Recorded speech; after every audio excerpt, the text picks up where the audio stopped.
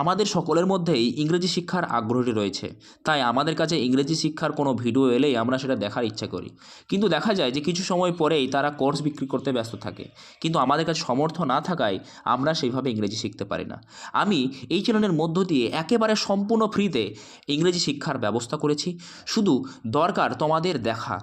আমরা সাধারণত ইংরেজি শিক্ষার জন্য যেটা আমাদের প্রথমত প্রয়োজন সেটা হচ্ছে ইংরেজি যে 26টি অ্যালফাবেট থাকে, এই 26টি অ্যালফাবেটের সঠিক উচ্চারণ। তার জন্য আমি পুরনো ভিডিও দিয়েছি, আমার চ্যানেলে গিয়ে সেই ভিডিওগুলো দেখে নাও। এখন যদি আমরা এই 26টি অ্যালফাবেটের সঠিক উচ্চারণ জানি, তাহলে কিন্তু ইংরেজি উচ্চারণ করা বা ইংরেজি পড়াটা আমাদের কাছে খুবই সহজ হয়ে যাবে। এই 26টি অ্যালফাবেটের মধ্যে থাকে 5টি ভাওয়েল এবং একটি সেমিভাওয়েল, টোটাল এই ছটি সাধারণত আমাদের বাংলা স্বরবর্ণ হিসেবে ব্যবহৃত হয়। যদি আমরা এটাকে জানি সঠিকভাবে, তাহলে কিন্তু আমাদের ইংরেজি বড় বড় উচ্চারণগুলো আমরা খুব সহজে করতে পারবো। বাকি যে 21টা কনসোনেন্ট থাকে, সেই কনসোনেন্টগুলো সিঙ্গেল উচ্চারণ হয়, সেগুলো নিয়ে কোনো সমস্যা নেই। তো ভিডিওটা আর কথা না বাড়িয়ে চ্যানেলটিকে সাবস্ক্রাইব করে একটা লাইক করে ভিডিওটা শুরু করি। দেখো, আমরা এর পেছনে যে ভিডিওটা দিয়েছিলাম সেটা একেবারে বাংলার মতো করেই দেখিয়েছিলাম। আমি সেই ভিডিওটা দেখতে বলবো, চ্যানেলের নিচে ডেসক্রিপশনে তোমাদের দেওয়া থাকবে। চলো প্রথমত আমরা উচ্চারণগুলো দেখে নিই। বিয়ের জন্য আমরা বাংলাতে যেটা পাই সেটা হচ্ছে ব পাই। সি কনসোনেন্টের উচ্চারণ আমরা দুটো পাই, ক এবং দন্ত্য স। কখন ক হবে? যখন সি এর পরে ভাওয়েল এ ও ইউ থাকবে তখন সেটা ক হবে, আর সি এর পরে যখন ভাওয়েল ই আই ওয়াই থাকবে তখন সেটা দন্ত্য স উচ্চারণ হবে। তাহলে সি এর উচ্চারণের জন্য আমরা দুটো পেলাম, সেটা হচ্ছে ক এবং দন্ত্য স। এবারে কনসোনেন্ট হচ্ছে ডি। ডি এর উচ্চারণের জন্য আমরা ড পাই, ডি এর জন্য ড পাই। এফ এর জন্য আমরা বাংলাতে ফ পাই। জি এর জন্য আবার দুটো অক্ষর পাই, এটা হচ্ছে জি এর পরে যদি ভাওয়েল এ ও ইউ থাকে তাহলে সেক্ষেত্রে গ উচ্চারণ হয়, আর জি এর পরে যদি ই আই ওয়াই থাকে তাহলে সেক্ষেত্রে ভাওয়েল ই আই ওয়াই থাকে তাহলে সেক্ষেত্রে উচ্চারণ হয়। কনসোনেন্ট এইচ এর জন্য উচ্চারণ হয় হ। কনসোনেন্ট এইচ এর জন্য উচ্চারণ হয় হ। জে এর জন্য উন্তুজ্জ, কে এর জন্য ক, এল এর জন্য ল, এম এর জন্য ম, এন এর জন্য দন্তান্ন, পি এর জন্য প, কিউ এর জন্য ক, আর এর জন্য র, এস এর জন্য দন্ত্য স, টি এর জন্য ট, ভি এর জন্য ভ, ডাব্লুর জন্য ও, এক্স এর জন্য বর্গীর্য অথবা কয়ে দন্ত্য সয়ে, জেড এর জন্য বর্গীর্য। সঠিক উচ্চারণ শেখার জন্য এটা কিন্তু খুবই গুরুত্বপূর্ণ। সেটা হচ্ছে কি, যে দুটি কনসোনেন্ট যদি পরপর বসে এবং সেটা যদি বাক্যের শেষে থাকে তাহলে সেক্ষেত্রে কিন্তু সিঙ্গেল উচ্চারণ হয়। আবার যদি দেখা যায় দুটো কনসোনেন্ট আছে পরপর বসে আছে কিন্তু সেটা বাক্যের মাঝে আছে, তাহলে সেক্ষেত্রে কিন্তু দুটো লয়েরই উচ্চারণ হবে আলাদাভাবে। ঠিক আছে, দুটো লয়েরই উচ্চারণ হবে আলাদাভাবে। কিন্তু যদি বাক্যের শেষে থাকে তাহলে যেমন বিল বানানটাই BILL বিল, এখানে বয়স ছিল বিল, সাধারণত আমরা বাংলায় লিখে থাকি, তাহলে এখান থেকে লয়ের বানান লয়ে ডাবল এল এর জন্য কিন্তু ল পাচ্ছি।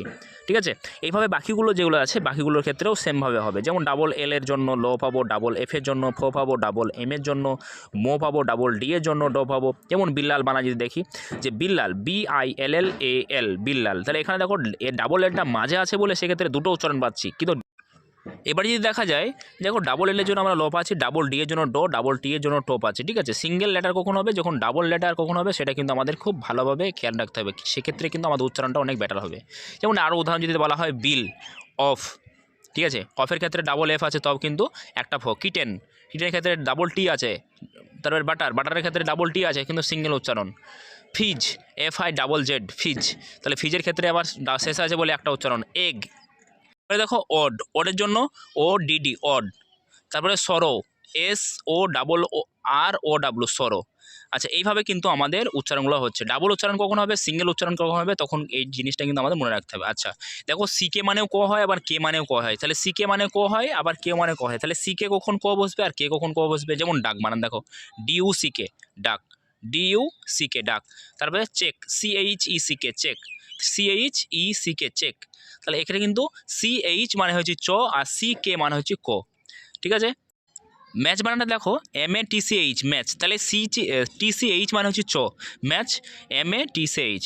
ঠিক আছে, ম্যাচ SH মানে তালবিশ্ব আর এস মানে দন্ত্য হয়, MASH ম্যাস, MASH ম্যাস, তাহলে SH এর জন্য আমরা কী পেয়েছি, তালবিশ্ব পাচ্ছি। ঠিক আছে, আর এম এর জন্য একার, এর জন্য একার পাচ্ছি। ঠিক আছে, হেলদি, তাহলে এক্ষেত্রে TH এর জন্য দ, THE দা এবং TH এর জন্য থ পাচ্ছি, তাহলে এখান থেকে উচ্চারণ আমরা হেলদি পেয়েছি, HEALTHY হেলদি। ঠিক আছে, এবারে আমাদের হাতে যে আছে ফন, তাহলে ফোনের উচ্চারণ কী হয় PHONE ফন, তাহলে এখানে PH মানে ফ পেয়েছি। ঠিক আছে, PH এর সাউন্ড করা কী পেয়েছি, ফ পেয়েছি। Queen QUEN queen, quite QUITE quite. তাহলে এখানে আমরা একটা জিনিস দেখতে পাচ্ছি যে ভাওয়েল যেগুলো থাকে পাঁচটা ভাওয়েল এবং একটা সেমি ভাওয়েল থাকে, এই সেমি ভাওয়েল এবং ভাওয়েলের উচ্চারণ যদি আমরা সঠিকভাবে জানতে পারি তাহলে সেক্ষেত্রে কিন্তু আমাদের উচ্চারণটা অনেকটা বেটার হবে। তা সেই জন্য আমাদের আরও কিছু জিনিস আমাদের দেখতে হবে, কখন এর উচ্চারণ এর মতন হবে। এ সাউন্ড দেখো এর মতো, ঠিক আছে, জ ফেলার মতো কখন আসবে, BAT ব্যাট CAT ক্যাট, এক্ষেত্রে দেখো এ সাউন্ড জ ফেলা আকার মতো আসছে। আবার এ সাউন্ড যখন আকার আসবে তখন কী হবে, CA কার, GJAR জার।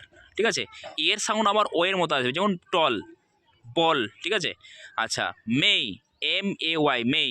ঠিক আছে, ডেই DAY ডেই। ঠিক আছে, এইভাবে কিন্তু এর উচ্চারণ আমরা চারটে পাই, সেটা আমার কি কি, আ ও হস্যই।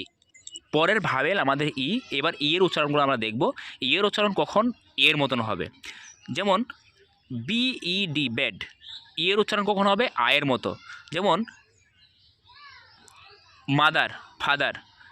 ডাবল ই থাকলে দীর্ঘকার পাই আমি, যেমন সিম মিট ইত্যাদি।